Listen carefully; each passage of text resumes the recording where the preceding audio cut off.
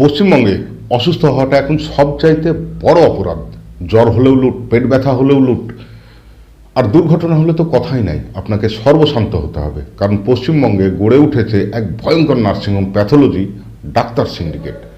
Doctor রোগী পাঠায় নার্সিংহোমে, নার্সিংহোম পাঠায় পছন্দের প্যাথোলজিতে, প্যাথোলজি বানায় অপ্রয়োজনীয় রিপোর্ট, আর মাঝখানে ছিন্ন ভিন্ন হয়ে যায় রোগীর পরিবার। সাধারণ জ্বরেও সিটি স্ক্যান, এমআরআই, কত রকমের টেস্ট, রিপোর্ট দেখে চিকিৎসা কিন্তু একই থাকে।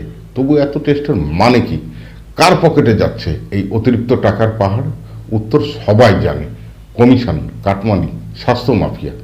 একবার প্রাইভেটে নার্সিংহোমে ঢুকলে আর রেহাই নেই। Bed charge, nursing charge, visiting fee, oxygen charge, এমনকি গ্লাভস, স্যালাইনেও লুট।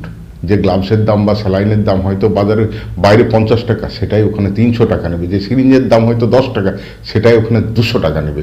আর যদি রোগীর মৃত্যু ঘটে, তা নিয়ে চলে দর কষাকষি। শোকের ঘরেও নগদ টাকা না দিলে দেহ মিলবে না, এটাই বাস্তব। গরিব মানুষ জমি বিক্রি করছে, মধ্যবিত্ত মানুষ ঋণে ডুবছে, বৃদ্ধ বাবা মার চিকিৎসা শেষ সঞ্চয় ভেঙে যাচ্ছে। আর সরকার নীরব দর্শক।